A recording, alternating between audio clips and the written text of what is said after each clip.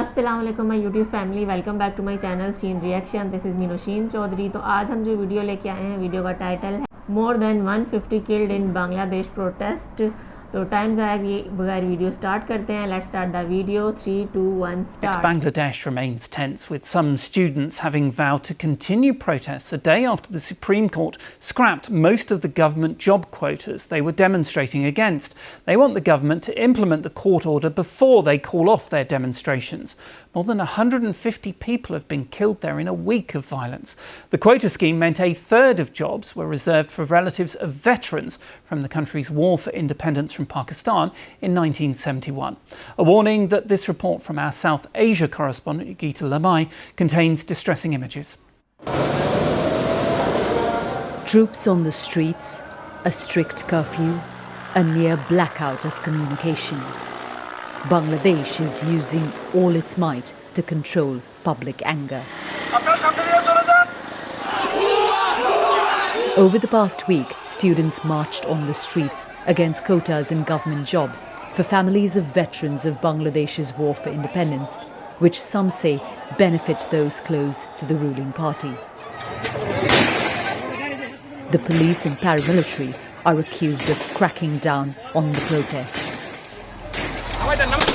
In this video, verified by the BBC, a young man, injured but alive, left on the streets by security forces. He died later, one of more than 150 killed. Outside a Dhaka hospital, Shahida Begum, the aunt of 16-year-old Imam Hussain, who succumbed to gunshot injuries. My nephew was an innocent child. Why did they kill him in such a brutal way? She cried. Hundreds have been injured in what many describe as the worst violence they've seen. 3 of my friends are dead. See, there are blood stains on my hand. Why are my hands colored with the blood of my brothers? Bangladesh's government has denied that it used violence against unarmed students.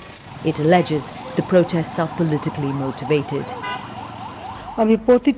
Prime Minister Sheikh Hasina last spoke out on Wednesday. She promised action against those who've committed murder. In nearly 15 consecutive years in power, this is one of the most serious challenges she's faced. Geeta Lamai, BBC News. Well, let's speak to Kamal Ahmed, an independent British Bangladeshi journalist. Thank you very much for joining us on BBC News. I wondered if I could ask by asking you first, were you surprised by the levels of demonstrations and indeed the violence there over the last week? Of course, we were surprised because it comes only within 6 months of an election, which election was always disputed. Nobody, especially international community, thought that election was free and fair. But anyway, the new government, they took power and some sort of stability was there. And so quick, there is such a big discontent and demonstration, protest. It was really unexpected, so quick. Just explain what the students were angry about and whether this Supreme Court decision yesterday will make any difference. It's too early to say that whether the Supreme Court decision will make any decision, because some of the protesting, agitating students have rejected this and said that they also want accountability for this brutal repression. They want justice for those killings, indiscriminate killings. You know that the number has gone up to 175 or 74. So it's still unclear what's going to happen. But on the other hand, the government has accepted the rationale that this high proportion or high percentage of government job in quota allocated for the veterans' families were not fair. This unfairness has been admitted now, established. So it has to be seen how it's being accepted. Yes, and some of the students are saying they're not going to stop protesting until it has actually been implemented. This is quite a tough thing for the Prime Minister, isn't it, at the moment? It is. And remember, this movement, though it started by the students as a quota movement, it no longer remained as a quota movement. All sorts of disgruntled people, angry people, they joined this movement because of high inflation, corruption, lack of accountability. As I said before, the elections were rigged, so disenfranchisement is another reason. So there are lots of aggrieved people. They combined this their force and joined this movement. So it has to be seen how others are reacting, and we don't know because government has imposed a internet shutdown, communication shutdown. We can't speak to the people on the ground, and very limited information is coming out from the ground. Even yesterday there were trouble, and 12 more people were killed yesterday. Kamal Ahmed, independent British Bangladeshi journalist, thank you for joining us on BBC News. Thank you. ये था आज का video. जैसा कि आपने देखा, उन्होंने बताया कि बांग्लादेश के अंदर हालात बहुत ज़्यादा ख़राब हो गए हैं। जो स्टूडेंट्स प्रोटेस्ट करने निकले थे, 150 के करीब लोगों को यहाँ पे मार दिया गया है, शहीद कर दिया गया है। और वीडियो के अंदर भी हमने देखा कि किस तरह बांग्लादेश आर्मी और पुलिस स्ट्रेट फायरिंग कर रही थी और अपने ही लोगों के ऊपर वो जुल्म कर रहे थे, क्योंकि शेख हसीना चाहती हैं कि उनके जो लोग हैं वो ब्यूरोक्रेसी में, आर्मी में, पुलिस में आ जाएं ताकि वो सारी ज़िंदगी बांग्लादेश के ऊपर हुकूमत कर सकें। लेकिन बांग्लादेश के स्टूडेंट्स ने अब उनका ऐलान जंग कर दिया और सुप्रीम कोर्ट का फ़ैसला आने के बाद भी उन्होंने प्रोटेस्ट ख़त्म नहीं किया। और स्टूडेंट्स का ये कहना है कि जब तक इस पर इम्प्लीमेंट नहीं हो जाएगा, हम अपना प्रोटेस्ट जो है वो जारी रखेंगे।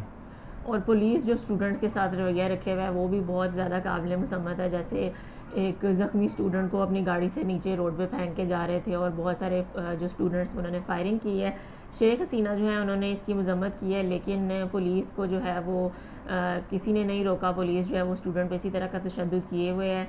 और जैसा कि उन्होंने बताया कि पहले तो ये सिर्फ स्टूडेंट्स के लिए कोटे की तहरीक थी, लेकिन अब बहुत सारे लोग जो हुकूमत से नाराज़ हैं वो भी इसमें शामिल हो चुके हैं, क्योंकि हुकूमत बनने के सिर्फ 6 महीने के बाद ही ये सब कुछ जो है वो बांग्लादेश में हो रहा है। हाँ, और जैसा कि उन्होंने बताया, बांग्लादेश का जो इलेक्शन है वो फ्री एंड फेयर नहीं हुआ, लेकिन उसके बावजूद हुकूमत को चाहिए था कि इस मसले को सॉल्व करती।